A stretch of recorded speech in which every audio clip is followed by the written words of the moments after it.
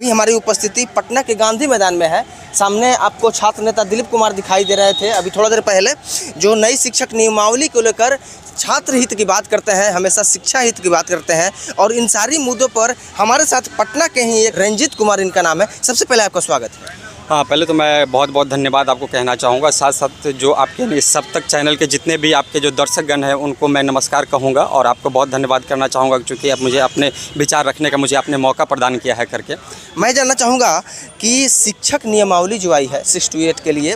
और दूसरी जो बात है कि बहुत सारे शिक्षक ऐसे हैं जिनका ये मानना है कि हम लोग 10 वर्षों से टीचिंग कर रहे हैं, बच्चों को पढ़ा रहे हैं, तो हम लोगों को एग्ज़ाम लेने की क्या आवश्यकता है। तीसरी जो बात है वह ये है कि बिहार सरकार कह रही है कि नहीं, उनको भी एग्ज़ाम पास करना ज़रूरी है, तभी आप टीचिंग कर सकते हैं। इन सारे मुद्दों पर आपका क्या विचार है? नहीं, देखिए, मेरा विचार ये है कि जैसे कि ठीक है, ये बहुत अच्छी बात है कि आप पिछले 5 साल 10 सालों से आप सर्विस कर रहे हैं, आप सेवा दे रहे हैं किसी न किसी स्कूल में, आप किसी न किसी विद्यार्थी को आप पढ़ा रहे हैं। ठीक है, तो बात यहाँ पे होती है कि जिस वक्त आपकी जब सिलेक्शन हुई थी तो आपका कोई वहाँ पे एंट्रेंस एग्जाम नहीं लिया गया, तो वहाँ पे आपका कोई कॉम्पिटिटिव एग्जाम नहीं लिए गए थे। ठीक है, वहाँ पे सरकार की शायद कोई जल्दबाजी रही होगी, उस पीरियड में उन्होंने आपकी मतलब कि रिक्रूटमेंट किया होगा करके, आपको जॉब प्रोवाइड किया होगा करके। लेकिन मेरा मानना है कि सपोज दैट मानकर चलिए यदि हमारे बिहार एजुकेशन डिपार्टमेंट ने चार्ज यदि हैंड ओवर किया है बीपीएससी को एग्जाम लेने के लिए, और आप एक शिक्षक हैं और ऑलरेडी जब आप वहाँ पढ़ा रहे हैं तो आपका प्रैक्टिस हो रहा है करके, आपका एक्सपीरियंस गेन हो रहा है करके, और तो फिर इसमें आपत्ति कहाँ बनती है कि आपको एग्जाम देने से आप डरने वाली क्या बात है करके। यदि मानकर के लिए आपके अंदर योग्यता है, आपके अंदर वो काबिलियत है, तो फिर से आप एग्जाम में फेस करके आप एग्जाम में अपेयर कीजिए और एग्जाम को पास कीजिए और अपना योग्यता को प्रूफ कीजिए, और आपका नौकरी बरकरार है। आपको तो गवर्नमेंट तो यह अपॉर्चुनिटी दे रही है कि आप मतलब कि एलिजिबल हैं आप यानी कि एग्जाम देने के लिए। आपको एग्जाम देने के लिए बात नहीं किया जा रहा है, आपको मौका दिया जा रहा है कि आप एग्जाम पास कीजिए, और एग्जाम पास करते हैं तो फिर आपको वही है कि कॉन्ट्रैक्ट बेसिस के आधार से आपको डायरेक्ट परमानेंट किया जाएगा और आपका पे स्केल को भी बढ़ाया जाएगा, आपको प्रमोशन में आपको उसके फ़ायदा होंगे। तो फिर यहाँ तो मेरा जो मानना है कि यहाँ पे जितने भी शिक्षकगण हैं इसमें यहाँ पे अवरोध पैदा न करके उनको एग्जाम देना ही चाहिए करके। आपको लगता है कि बिहार में अभी जो भी शिक्षक कार्य कर रहे हैं, एग्जाम बीपीएससी जो एग्जाम लेना चाह रही है उस एग्जाम में सभी कोई उत्तीर्ण हो जाएंगे? नहीं, देखिए, ये तो बिल्कुल डाउटफुल है करके, चूँकि जो यानी कि जिस तरह से उनको यानी कि हल्दी जल्दी में जिस तरह से उनका यानी कि नियोजन के आधार पर उनको नौकरी दी गई थी, उसमें योग्यता के आधार पर नौकरी नहीं दी गई थी। कहीं ना कहीं आप समझ सकते हैं कि मतलब कि बैकडोर से भी या तो कुछ लोग ऐसे टैलेंटेड लोग भी आए होंगे करके, तो मुझे शायद ऐसा लग रहा है कि सभी के सभी लोग तो डेफिनेटली वहाँ पे एलिजिबल नहीं होंगे करके। ठीक है, लेकिन मेरा ये भी एक मुद्दा और सरकार से रिक्वेस्ट रहेगा करके कि ठीक है, लोगों ने जिन्होंने यदि 5 साल 10 साल तक यदि उन्होंने सेवा जो प्रदान किया है किसी भी ऑर्गेनाइजेशन किसी भी इंस्टीट्यूशन को, तो ठीक है, आप उनको जॉब से डायरेक्टली डिस्कनेक्ट ना करें। यदि उनके अंदर टीचिंग एबिलिटी है तो ठीक है, वो टीचिंग में अपना एज ए टीचर वो वर्क करेंगे, लेकिन यदि टीचिंग एबिलिटी उनके अंदर नहीं है, उनके अंदर उतनी योग्यता और काबिलियता नहीं है, तो ठीक है, वो नॉन टीचिंग डिपार्टमेंट में कहीं ना कहीं अपना वो सेवा जारी रखेंगे। हाँ, ठीक है, बाकी जो यानी कि जो क्वालिफाइड पर्सन है, जो उनकी जो यानी कि फैसिलिटी जो शायद उनको जितनी मिल पाएगी वो शायद उनसे ये चीज़ वंचित रह जाएंगे, चूँकि अपनी योग्यता को यदि प्रूफ करने में यदि अपने आप को समर्थ नहीं पाएंगे, तो ऑब्वियस सी बात है कि ये तो कॉम्पिटिटिव फेज़ है। और मानकर चलिए जो लोगों ने मेहनत किया है, हार्ड वर्क किया है, जो लोगों ने नॉलेज गेन किया है, तो ऑब्वियस सी बात है कि वो उसके लिए ज़्यादा यानी कि ये होंगे यानी कि एलिजिबल होंगे। बिहार में शिक्षा का स्तर अच्छा नहीं है, यह बात कहने की बात नहीं है। बहुत सारे वीडियो वायरल हो चुके हैं, अदर स्टेट्स के भी लोग कहते हैं कि बिहार में जो अगर डेवलपमेंट में सबसे बड़ी अगर कोई रुकावट है तो वह है एजुकेशन का जो डिफिशियंसी है, जो निम्न स्तर है, वो माना जा रहा है। इसके लिए आप जिम्मेदार किनको मानते हैं? देखिए, ये एक्चुअली यानी कि बहुत बड़ा सवाल है करके कि यानी कि दिन प्रतिदिन हमारे स्पेशली जो बिहार का जो शिक्षा स्तर है वो दिन प्रतिदिन मतलब निम्न स्तर की ओर बढ़ रहा है करके। ठीक है, हमारे युवा जो है यानी कि अच्छे शिक्षा से जो क्वालिटी एजुकेशन से दूर चले जा रहे हैं करके। ठीक है, तो इसके यदि फैक्टर्स की बात की जाए तो बहुत सारे रिस्पॉन्सिबल लोग हैं। इसमें पहला चीज़ तो ये हो जाता है कि मान कर चलिए ठीक है कि यानी कि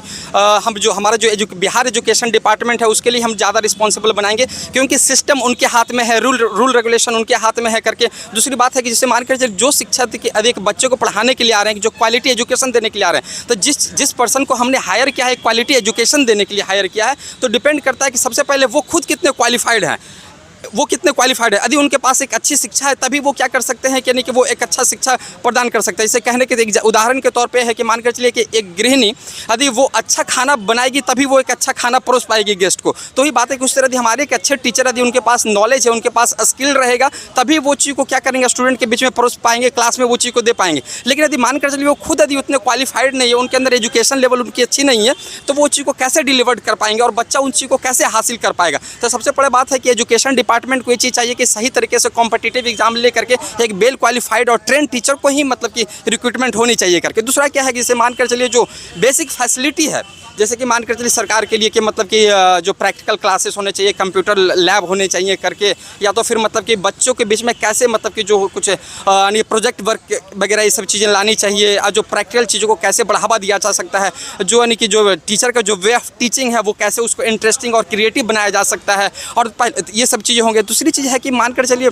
जो हमारे जो गवर्नमेंट यानी कि स्कूल्स हैं खासतौर पर, ठीक है, उसके प्रति जो मतलब कि जो अच्छे फैमिली के लड़के लोग हैं, इवन मतलब कि जो यानी कि इकोनॉमिकली, सोशली और मेंटली जो इम्प्रूव्ड लोग हैं, जो बेसिकली कि आजकल सभी जो प्राइवेट इंस्टीट्यूशन की तरफ लोग जा रहे हैं, वो लोग को कैसे यानी कि गवर्नमेंट इंस्टीट्यूशन की तरफ लाया जा सके, इस मुद्दे पर भी हमारे गवर्नमेंट को ध्यान देनी चाहिए करके। बिहार में नियोजित शिक्षकों का हमेशा जो है असंतुष्टता बिहार सरकार के प्रति रही है कि समान कार्य के लिए समान वेतन होना चाहिए हम लोगों को, और यह भी कहा जा सकता है कि यह शिक्षा के स्तर में कहीं ना कहीं यह निम्न स्तर में यह रुकावट है। आपका क्या विचार है? हाँ, देखिए ये बात बिल्कुल होनी चाहिए कि यदि कि आप कि समान कार्य के लिए समान वेतन होनी चाहिए करके, ये एक मैटर एक बनता है करके, जिससे कि एक ही विद्यालय में अगर कोई चपरासी के जॉब पे हैं, अगर वो पुराने हैं तो उनका सैलरी 40-45 हज़ार रुपया है, और शिक्षा जो दे रहे हैं, शिक्षक अगर नियोजित शिक्षक है तो उनका 25,000-30,000 रुपया वेतन है। यह भी एक बहुत बड़ी हमको लगता है। हाँ, ये मुद्दा एक बनता है करके, जिसकी क्या है कि मान कर चलिए आप यदि वेल क्वालिफाइड हैं करके, ठीक है, और एक ही आप ऑफिस में वर्क कर रहे हैं करके, लेकिन सामने वाले जो आपका जो कलीग है उसकी सैलरी थोड़ी स्मार्ट सैलरी है करके, और आपकी सैलरी उस लेवल तक नहीं है, तो कहीं ना कहीं हमारे मन में भाव आता है कि आखिरकार मैं इतना मेहनत कर रहा हूँ करके, और हमारी योग्यता और हमारी काबिलियत के काबिल चूँकि हमें मतलब पे नहीं हो रहा है, वो सैलरी नहीं मिल पा रही है, तो कहीं ना कहीं मतलब उनका जो होता है कि जो लैक ऑफ इंटरेस्ट उनमें बढ़ने लगता है करके। तो ये इस पर ध्यान सरकार से मेरा ये गुजारिश रहेगा कि थोड़ा इस विषय पे भी उनका ध्यान केंद्रित होना चाहिए। शिक्षा व्यवस्था को सुदृढ़ करने के लिए अगर शिक्षा मंत्री को कोई अगर निर्देश देना होगा, कोई सुझाव देना होगा, कोई अगर सजेशन देना होगा, तो वो क्या होगा आपकी तरफ से? हाँ, देखिए अभी तो बहरहाल जो भी मैंने कि वर्तमान हालात की मैं बात करना चाहूँगा, चूँकि हमारे जो शिक्षा मंत्री है, जो यानी कि अभी जो भी 7वां नियोजन में जो नए शिक्षक की जो बहाली होनी है करके, उसके जो एग्ज़ाम होने के लिए चीज़ पूरी तरह से उन्होंने यानी कि बीपीएससी को हैंड ओवर कर दिया है, चार्ज हैंड ओवर उन्होंने कर दिया है। लेकिन बात यहाँ है कि एक्चुअली ये जो यानी कि जो शिक्षक की जो यानी कि जो बहाली करनी है, ये चीज़ एक्चुअली हमारे बीपीएससी हालांकि वो बड़े बड़े यानी कि एग्ज़ाम ऑर्गेनाइज करवाते हैं, जो लेकिन बात जो यदि टीचर की बात रही यानी रिक्रूटमेंट के लिए, तो ये उनके लिए थोड़ा सा नया है करके। तो जहाँ तक अभी मुझे लग रहा है जिस हिसाब से अभी आपने सिलेबस जो रिलीज़ किया है, अभी आपने जो बीपीएससी एग्ज़ाम लेने के लिए टीचर्स के लिए, उसमें जहाँ तक मैं ये देख रहा हूँ कि एक मेजर जो लैकिंग है करके, कि सपोजेड मानकर चलिए आप एक टीचर को हायर करने जा रहे हैं जो कि हमारे के